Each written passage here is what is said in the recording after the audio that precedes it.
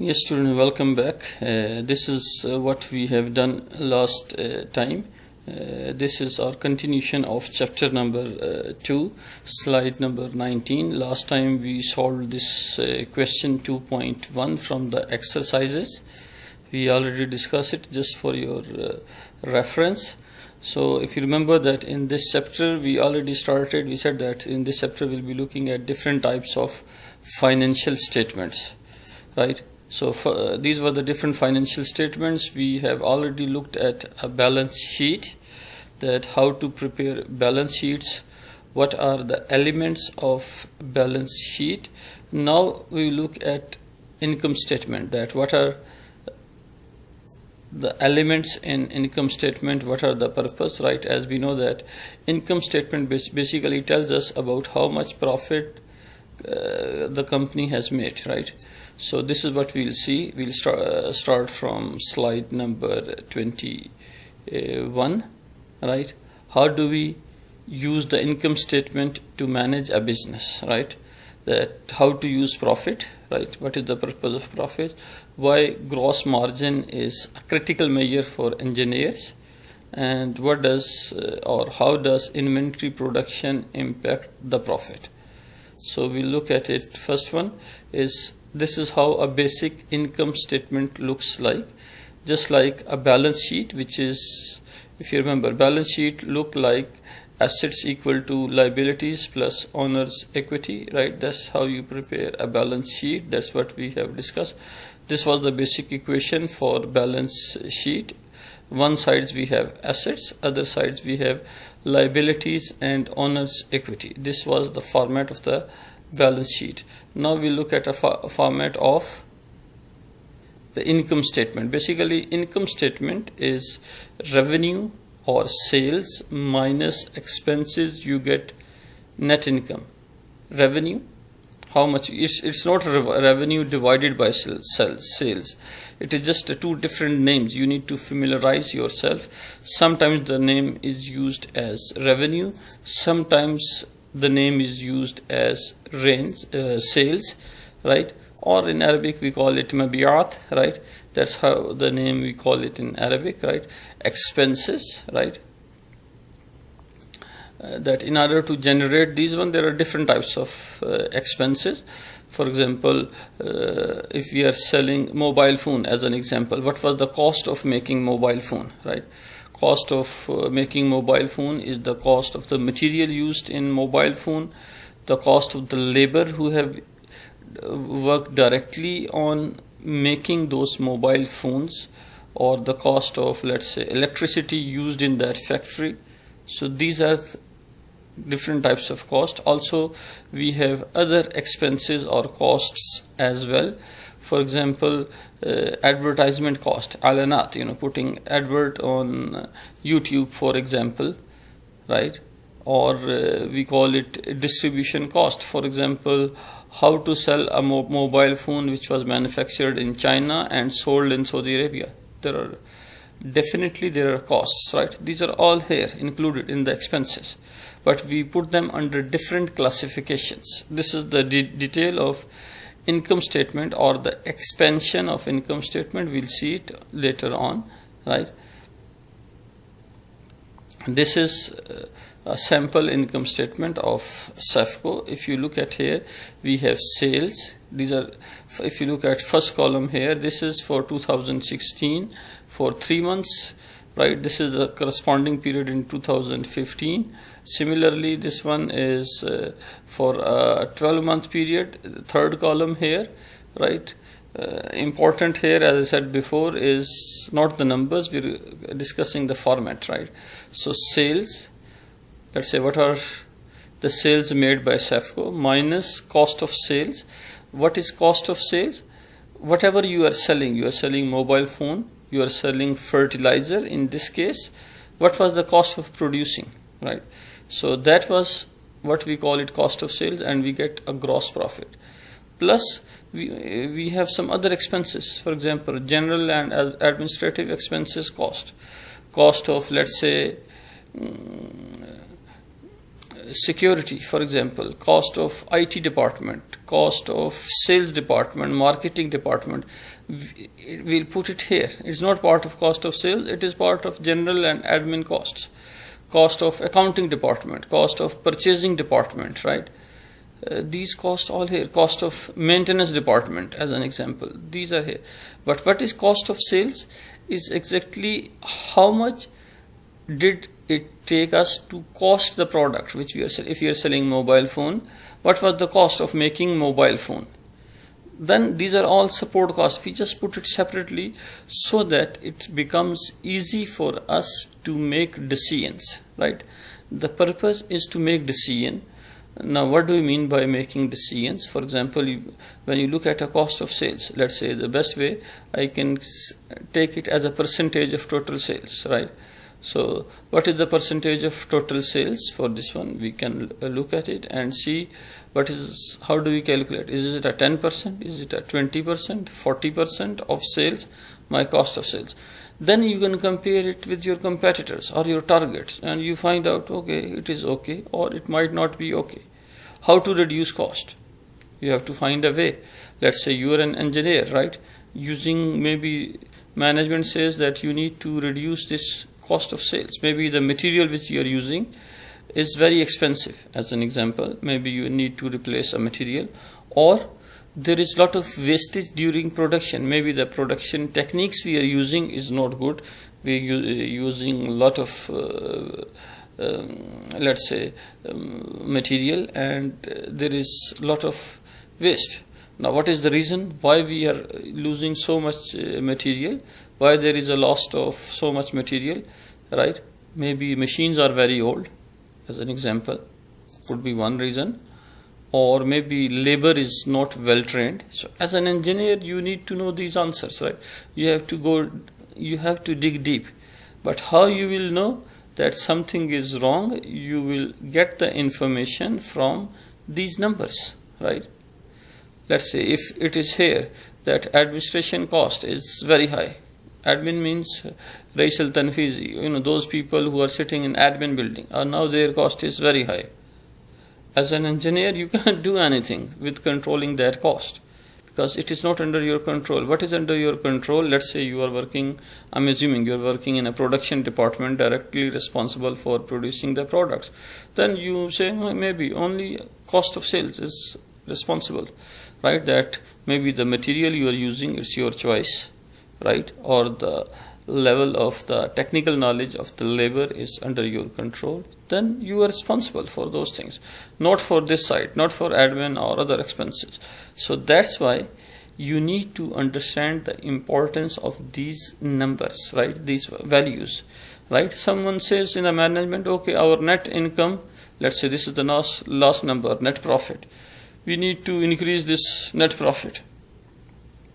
I'm just saying as an example, right? We need to increase it by 50%, for example. As an engineer, you have no control on these numbers. What you can do is you can say, no.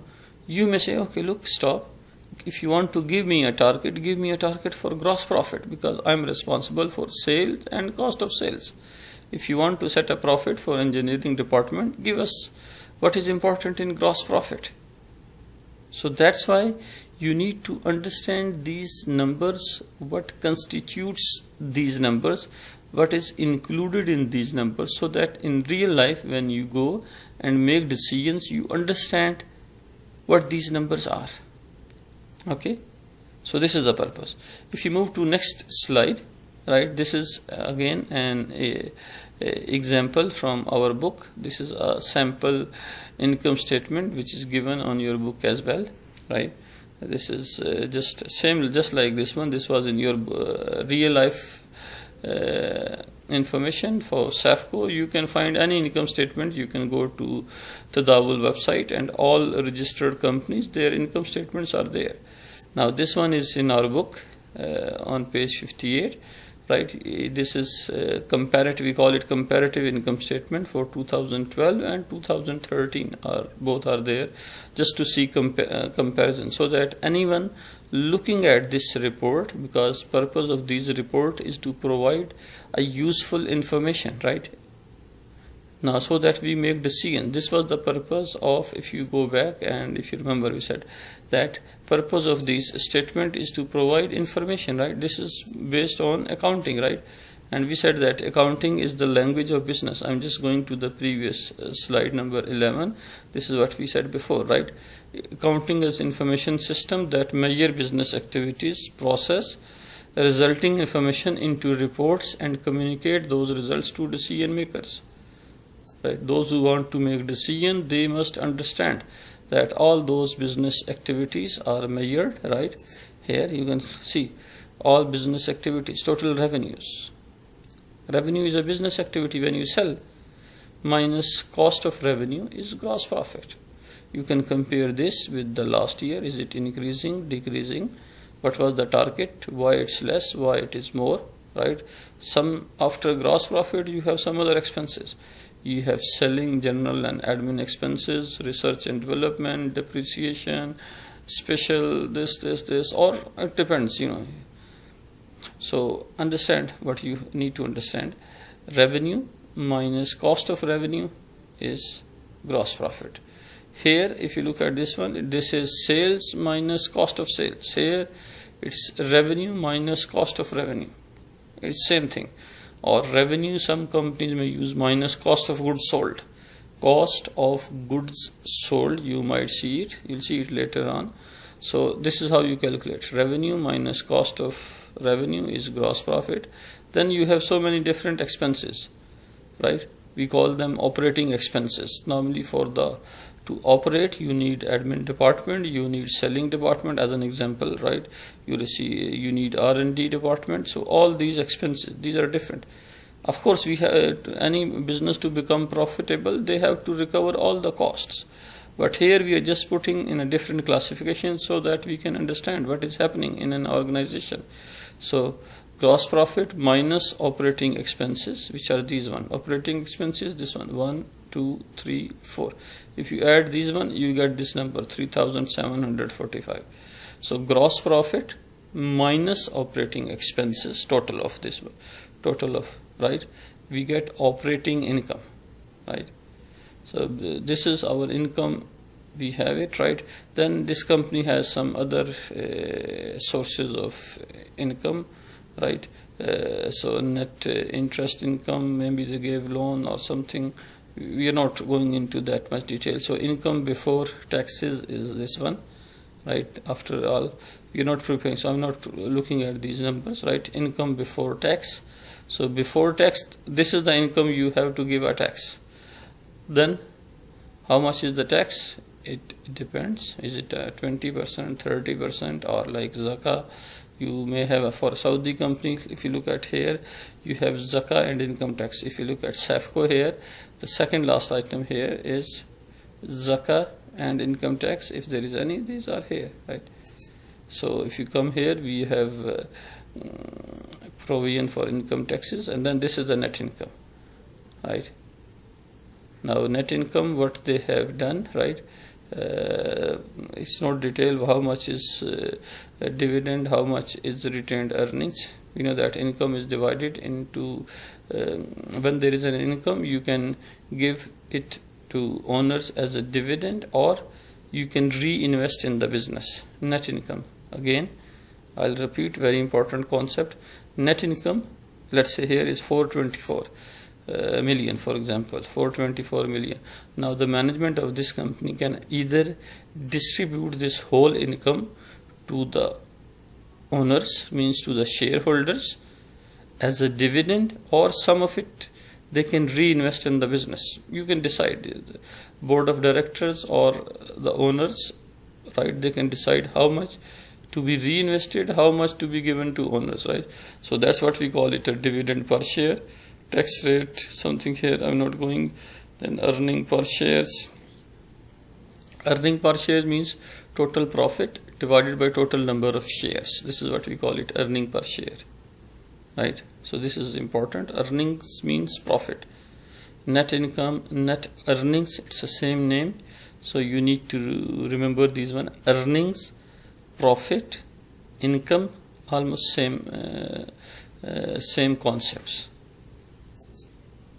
Okay, Now, why gross margin or gross profit is a critical measure for engineers? As I said before, sales minus cost of sales or cost of goods sold is gross margin. Why it is important for engineers? Because what is included in cost of sales is the material used in a production of any good, labor, and the overheads, right?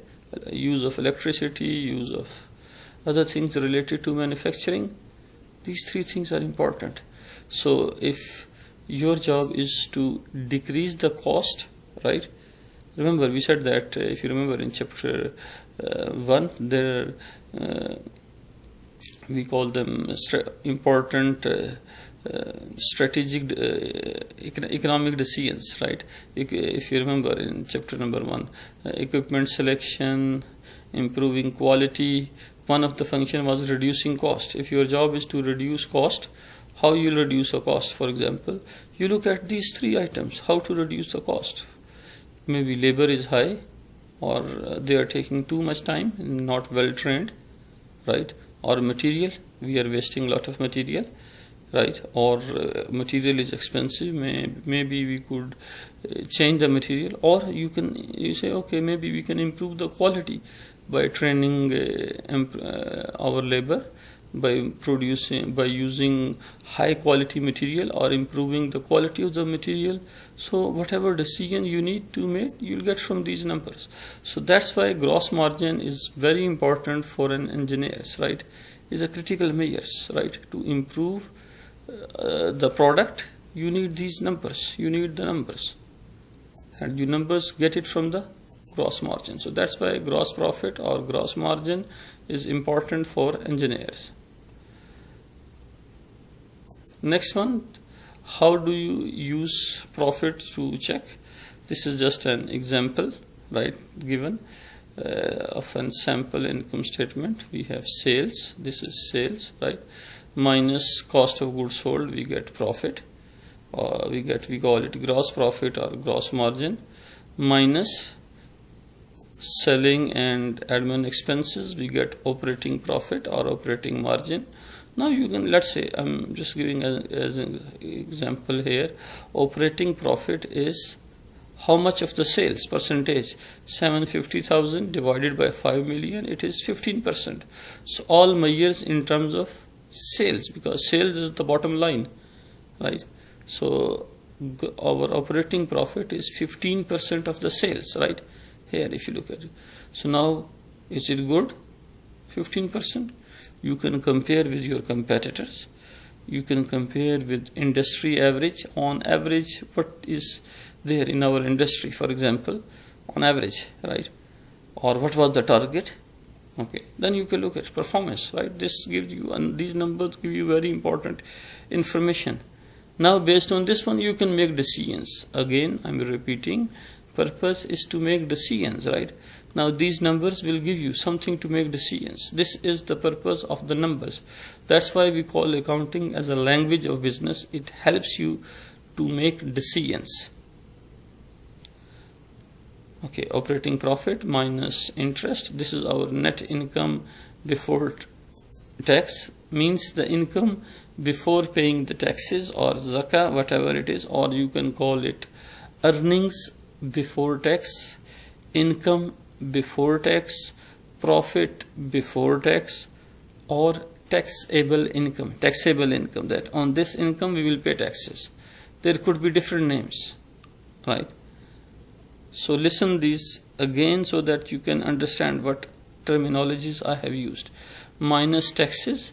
How do we calculate taxes? Sometimes it is 20% of this, or 25%, or 2.5%, let's say in case of zakah, of this number. So this minus taxes is net income, right, which is 325,000 in this case. Okay, and it is, if you divide this with the total sales, it is 6.5%. This is our bottom line. You can say that we sold something for 100 real, and by the end we had a profit of 6%, 6 reals out of 100 real. Our profit is 6. Is it good? Bad? It depends. what is the average. In different industries it's a different average, right? Retail industry it is different, in case of fertilizer it is different, depends, right? So it depends on your own criteria. So but these numbers give you the information, and based on those informations you can make the decisions. Okay, now in exam question, maybe let's say this number is sometimes missing, or this number is missing. This is how you'll see it. Or these numbers are not in order.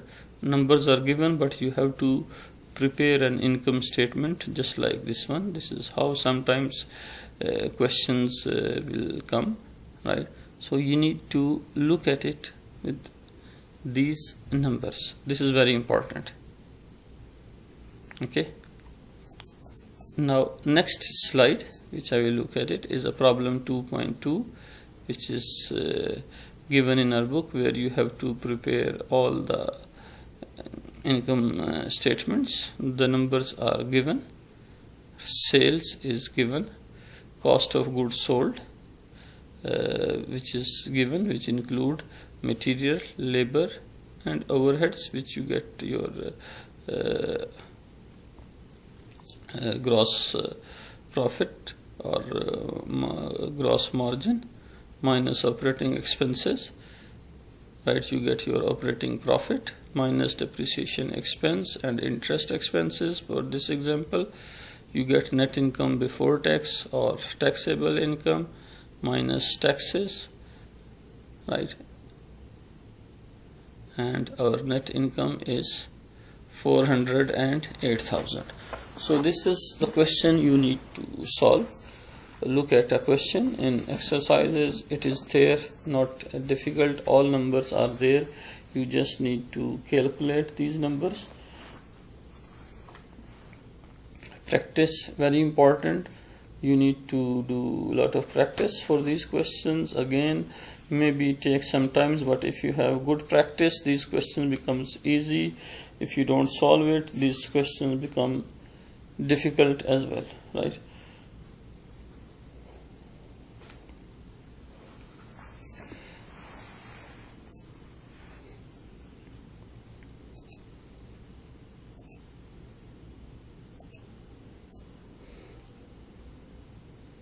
Okay, now the question for exercise, this one was the part A was working capital requirement. Working capital requirement I am not discussing at this point in time, so you can ignore part A, right? And part B is what is the taxable income, right? The taxable income means the income. This is the answer, 680,000 is part B. And part C is what is the net income, which is this one, right? And part D also, we are not discussing that one as well for time being, right? Because it is part of cash flow statement, we are not going into cash flow statements. So only part B and C we solved it, right?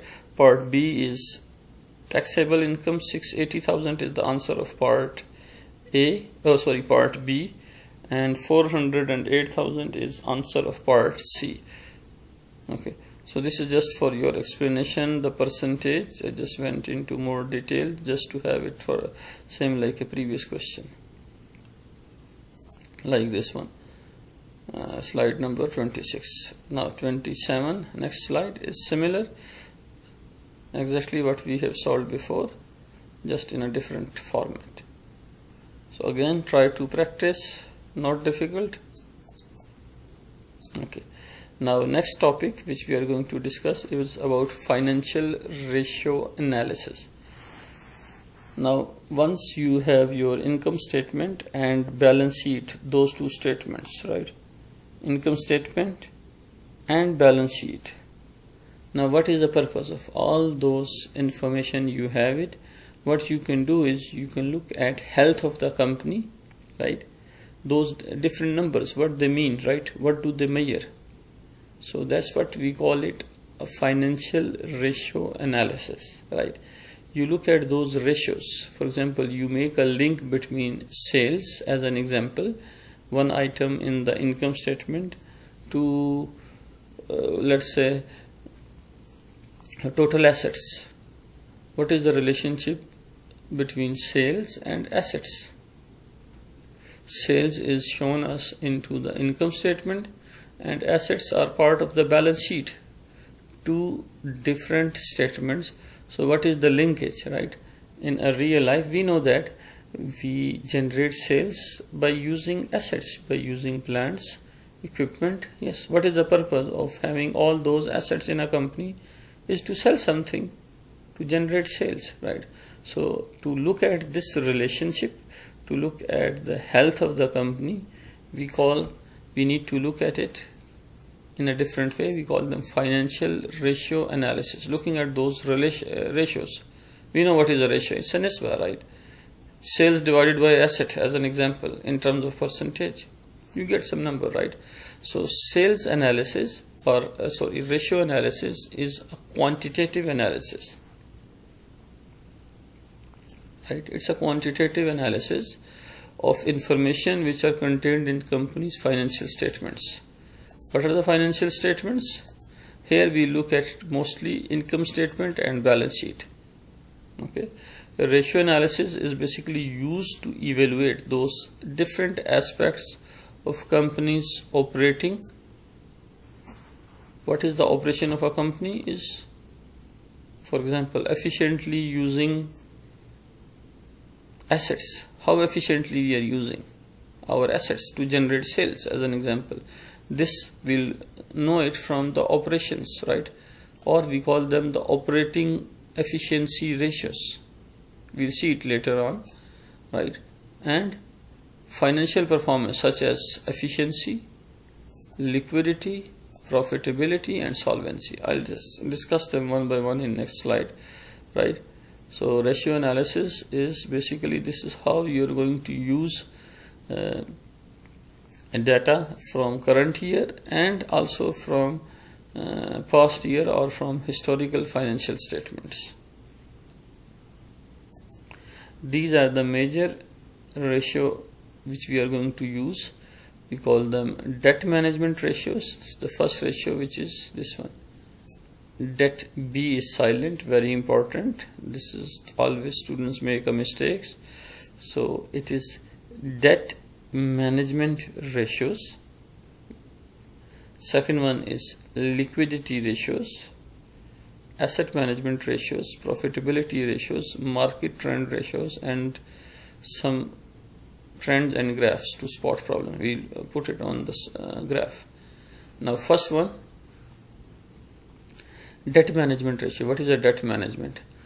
This basically tells us the ability of the company when they are going to return the loan, right, or to pay the interest on the loans. If you took a loan, so this ratio tells us about the ability of the company to return the loan.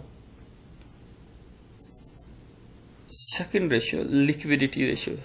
In business, especially, liquidity means availability of cash, right? How quickly we can convert some of the items into cash. This is what we call it liquidity ratios, because cash is very important source in a business. You need to pay salaries to your employees, you need to pay payment to your suppliers, so you need to have enough cash in your bank account, right? So this is what we call it liquidity ratios. Asset management ratios. What are the assets? Plant, equipment, right? These are all resources of the business, right? And how you are managing those assets, right? Are you managing them efficiently, right? As per the standard, as per the benchmark, you get these numbers from here. How about the profit? Net income or gross profit, right? As an example, or operating profit, what are those ratios? Is it same as the industry standard, or less, or more? Okay. How about the market trends? How about the performance of your stock price, share price, right? What is happening in tadawul about your company? So these are different types of ratios. So we look at a company from so many different angles so that everything will become clear to us, right? Or is there any trends and graphs to spot problems? If we compare last 5 years, what is happening? We put all these ratios in a graph and see what is the trend of the graph. Is it increasing? Is it decreasing? Or there it is telling us that something is wrong happening? So we'll know it from these ratios. Next slide, we'll discuss the same thing again into more detail. If you look at here, first one is this one is the debt management ratios, right? Basically, we compare a company's debt levels with its assets, right? Equity and earnings. What is the how much debt you have as compared to your total assets? How much debt you have as compared to your Russell Mal equity? How much the debt you have as compared to your profit? So with this ratios you will know how the company is going to perform, right? In a long term, whether they will be able to pay their long term debt and interest on the debt. How about their abilities? So in order to know this one, we have two ratios. We call them debt ratios and time interest earned ratio. We'll see their formulas later on in the next slides. So there are two slides to look, there are two ratios to check the debt management abilities of an organization. They are debt ratios and they are time interest earned ratios. Next one, if you want to check the liquidity of the company, we have also two types of ratios, current ratios and quick ratios, right? Basically, liquidity tells us the ability of the company to pay off its short-term debts as they come due using the company's current or quick assets. How much cash they have, those short-term debts, anything you are going to pay within 3 months salaries, payment to suppliers, payment to government, payment to your banks within 3 months if you have, or less than a year. What about your ability? This one will tell us in the liquidity ratios, and those there are two ratios as well. For liquidity, we call them current ratio and quick ratios. Next one is the asset management ratios, right? Here we'll see that how well a company uses its assets, right, and liabilities to generate sales and maximize profit, right? So what are those ratios to check? It's inventory turnover ratios. How quickly we convert our inventory, means our stocks, into sales, right? You have a lot of finished goods, means your product, you made many mobile phones, now they are in your warehouse, right? As an example, you are manufacturing mobile phones and they are lying in your warehouse. There is no point in putting in. So how much you are converting them into sales is what that is important, right? So you'll know this information from here, inventory turnover. Then of course you sell it, but maybe you sell it at very easy credit terms, right? So how quickly you are converting those credit sales into cash sales? How long do you take? This is another information, right? And total asset turnover means overall how you use your asset to generate sales. That's another. So you look at those in three ratios. These three ratios tell us about the management of assets of a company. How effectively, how efficiently you are using it against the benchmark, against the industry average, whatever you have. Then we have the profitability. What is profitability ratios? Here we tell us about how well company generating profits from their operations, right? What is their profit margin on sales? What is the return on total assets? What is the return on common equity? If you look at all these one, profit margin on sales, return, so it means you will be using net income against something, right? So this is easy to remember. Return on sales means net income divided by sales. It's simple. So this is how you calculate different ratios, right, to solve it. So we have questions in exercise as well as these example. You can look at it, right.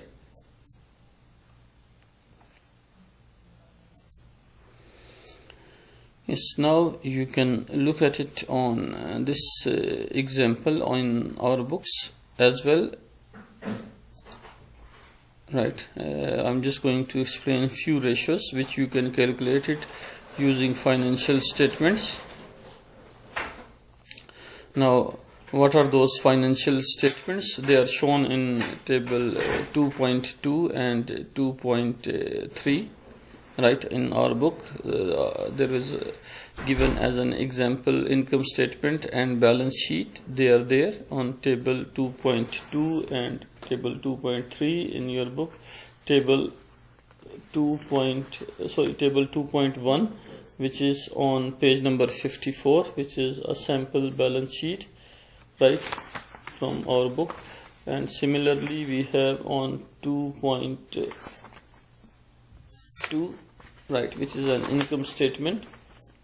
So using the data from there, we'll be solving these numbers, right. These all the numbers are there. So you'll get this information from balance sheet and income statement, any ratios. Let's say return on equity, right. This is one of the profitability measure. I'm just explaining one, right. See here we have one of the profitability ratio is this one, return on common equity, right, or return on equity. How to calculate a return on equity, right? There is a formula, net income divided by average shareholders equity. So you need to go to your financial statements. From income statement in table 2.2, you look at a net income or net profit, right, divide by average shareholder equity, right. You can calculate from there, or you can also calculate it in this way as well. This is another way to calculate return on equity. One way is simple, net income this divided by average equity, right, or you can further divide it into three components, right. This is just an extension of this formula. What we have done is basically, if you look at this formula, net income over average equity, so if you divide it by sales and multiply by sales and divide by asset, multiply by assets, right, at the end you left with the same numbers, net income over average equity. But this one, net income over sales become a profit margin, sales over asset becomes asset turnover, and asset over average equity becomes a financial leverage. If you calculate these three, it is 47.68%. What is the purpose of breaking this one? You should know that how to improve the return on equity. What are the different ways to increase? You may improve this ratio, for example, right. Let's say you don't know how to improve other things, but what you can do is you can improve the net income. If you increase the net income, right, this number at the top, right, as a result of let's say you cannot do anything with the sales as an example. So maybe it's a tough situation, nothing is happening with the sales, you cannot increase the sales.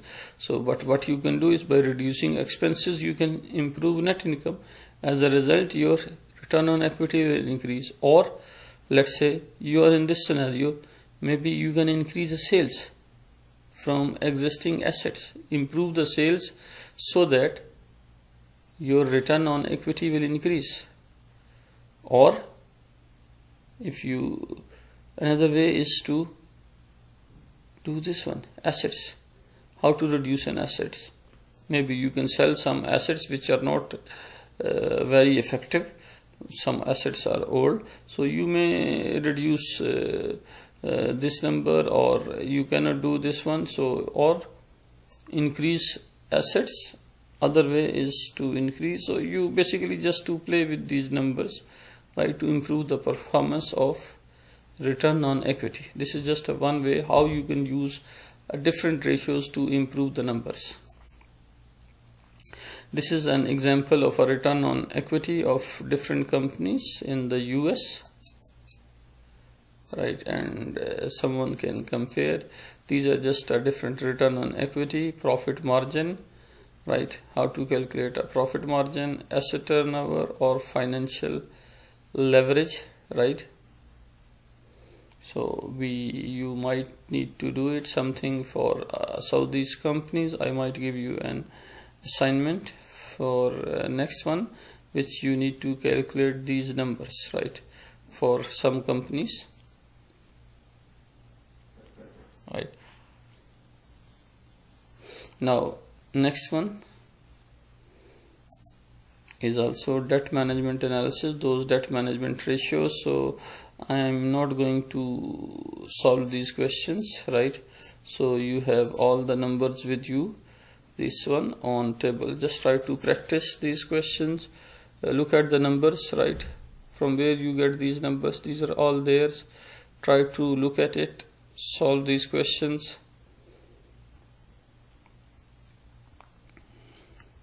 Or I can explain to you quickly in some terminologies. Let's say debt management, we have two ratios for debt management, debt ratios and time interest earned ratios. It's the same thing what I've discussed before. Now how to calculate a debt ratio? Total debt divided by total assets.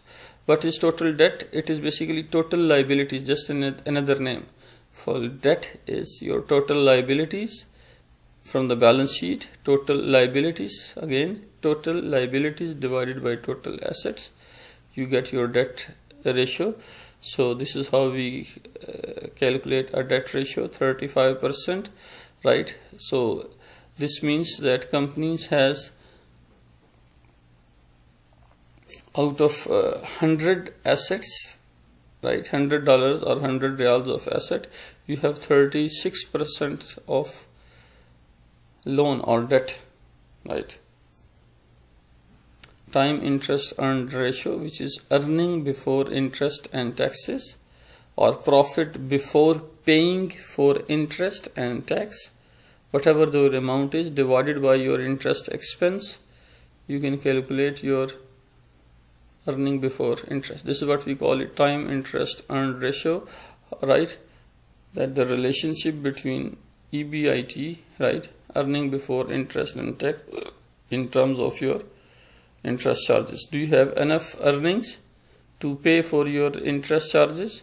What happens if it reduces, this EBIT, right? So of course nobody wants to default on your interest payment. So this ratio will give you these numbers. Liquidity ratios, we have two, current and quick ratios. How to calculate? Current assets divided by current liabilities. You can get this information from a balance sheet. Total of current assets given from balance sheet divided by total of current liabilities.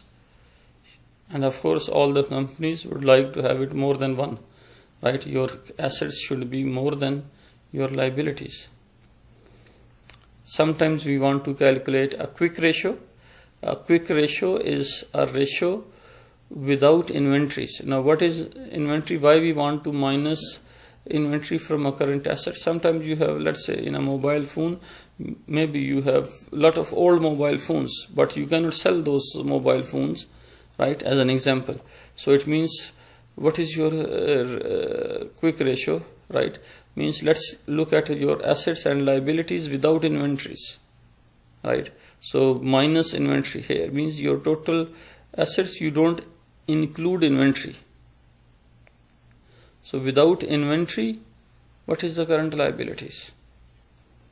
And what are the current assets without inventories divided by current liabilities? It is again, it should be at least more than 1.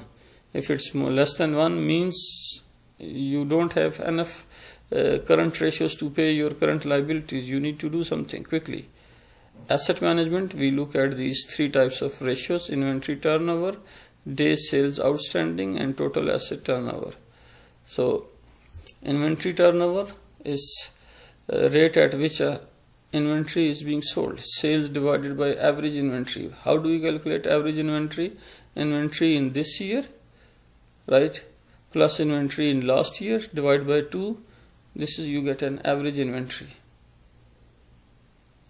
Okay, so this is how you calculate average inventory. So 7.96, or in terms of days you can also calculate here. If you multiply with the days outstanding, there is also formula for you'll see it also in next slide as well, to calculate the days, right?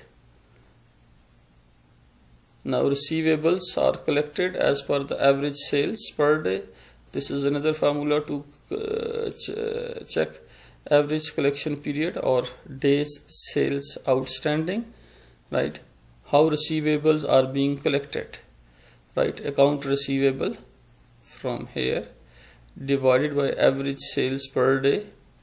This is our average sales per day. How do we calculate average sales per day? From income statement you can calculate it and divide it by the numbers. So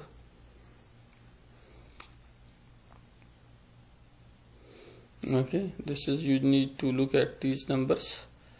This is the source of those numbers. Similarly, next one we have total asset turnover, which is net sales divided by total asset. Net sales from the income statement and total assets from the balance sheet. Profitability ratios, 3 profitability ratios.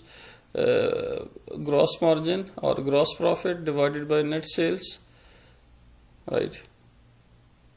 Net margin is net income or net profit, the last one, divided by net sales. You can calculate and then compare. Return on total asset, which is net income plus interest expense times 1 minus tax rate, our average total asset. Net income is there in income statement, interest expense as well. Tax rate normally given in a question, divided by average total asset. Average total asset is 2015, 2014, the total asset for both, and take the average of them, you get an average total asset. Return on equity is net income minus cash dividends to preferred stockholders, if there is any. If there is no preferred shareholders, we have nothing to do. If for preferred stockholder, what is it? You need to go back to slide for question number 2.1, which we already discussed there. What is a preferred stockholders? If a company has a preferred stockholder, it's okay. If company have no preferred stockholders, for Saudi companies you might not find a number here, it is 0 here, because there are no preferred stocks. So there is no dividend to preferred stockholders. Net income divided by average common equity is the same thing. How we calculate numbers are here given. Debt to equity ratios are there. What is the purpose of this one? To look at a company's financial leverage. How much is equity and how much is debt company using to finance its assets. If debt over equity, if this ratio is, debt means total liability. If this ratio is very high, it means company is using a lot of loans or debts to finance its growth. So basically you are taking lot of loan. Is it good or bad? It depends. What is the purpose of taking those loans? If your purpose is to grow, it is good. You are taking loan to improve a business, to grow your business. Or purpose is to take a loan and pay for your salaries, as an example, then it's not a good sign.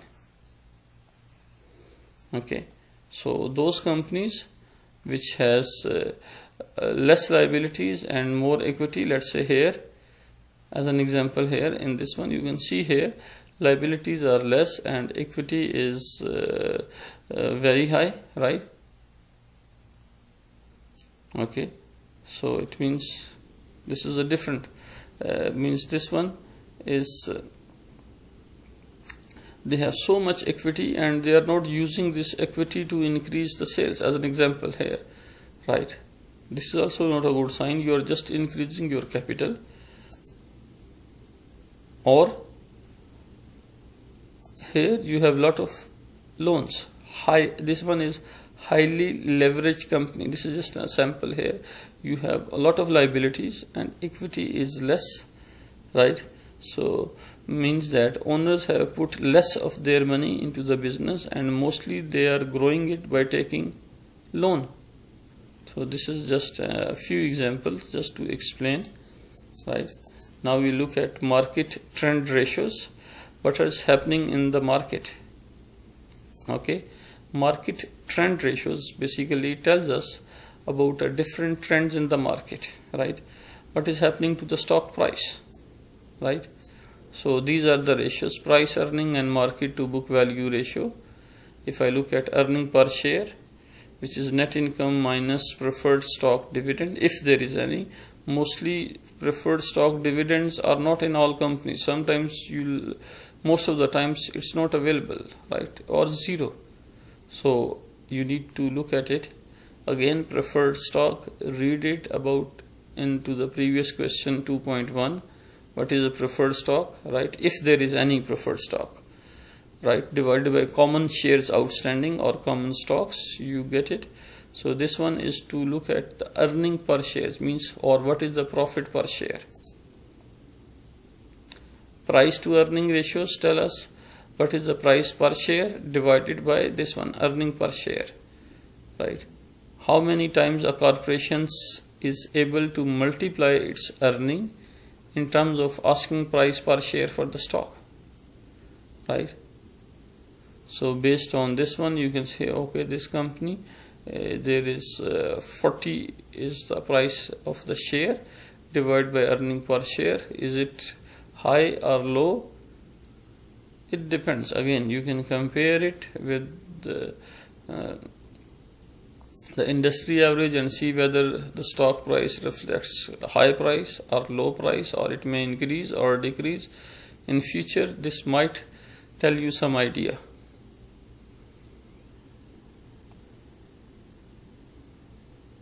Okay. Now problem 2.4 is similar to what we have solved. This is an example. As you can see here, all the numbers are given in this question, and you have to compare those different ratios. There is A, B, C, D, E, F. All those ratios which we discussed, they are here on the next slides. Debt ratio, time interest earned ratio. Here, because why we say it is not applicable, because interest expense is zero. In this example of 2.4, when you look at the income statement here, there is no interest expense, right? If you look at this slides in exercises 2.4, you'll find out that there is no loan, there is no interest expense. So if there is no interest expense, we cannot calculate this ratio.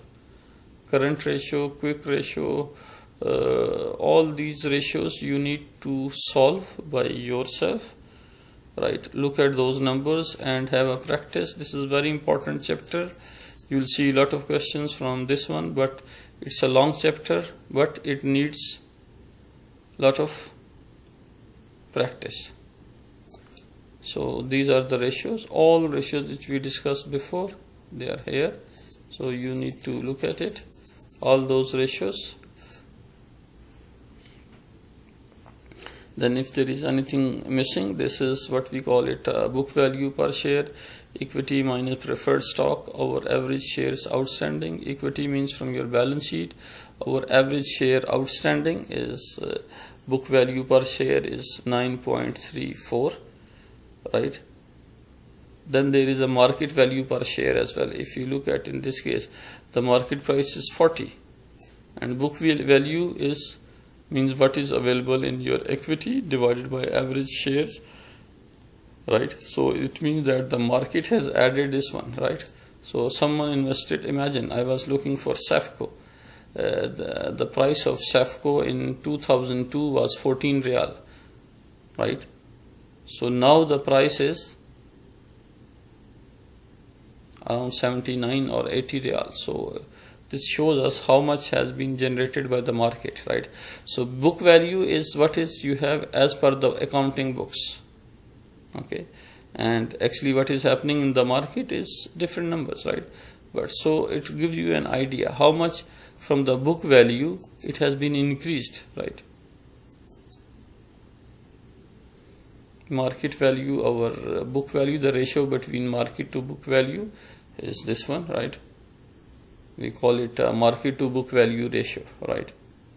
Is it more than 1, less than 1, right? It is 4 times more than the book value, which is good. It shows that the company is doing well. If it is close to 1, this ratio, it means market is not giving a good price for this share. It is undervalued, right? People are not considering it as a good stock, so it's better to buy it because it might increase in the future.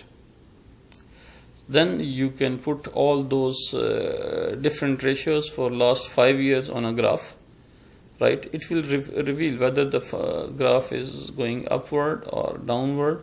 You put all those different ratios into graphs and you can see the trends. But very important things, you need to look at some of the limitations of financial ratios, right? You need to be aware of it, right? That market conditions are changing. You should not only rely only on those numbers, you should look at it, what is happening. Maybe there is a pandemic, COVID-19 nowadays, right?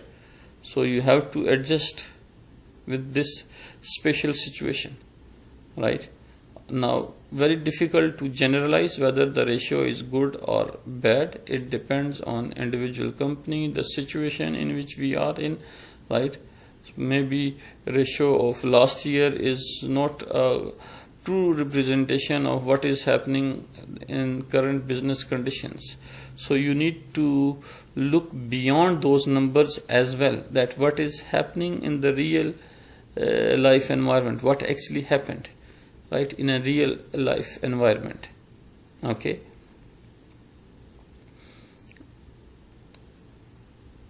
That's it. Then there are some few more questions, right? You can solve and practice. 2.3, just calculating return on equity and return on assets, right, of a company.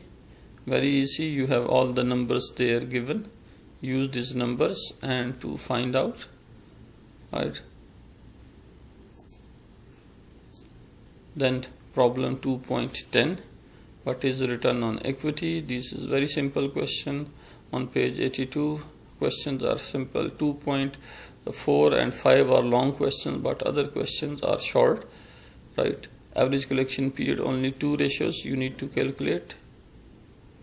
2.11, you need to solve it on your own, and maybe I'll discuss this one in today's online class. I'll explain you again this question, not all the questions, right? It will cover all important information.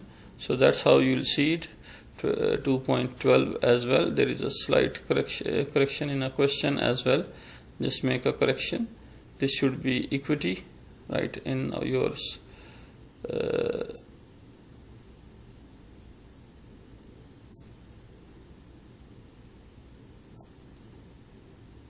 I'll just make some adjustment, right? So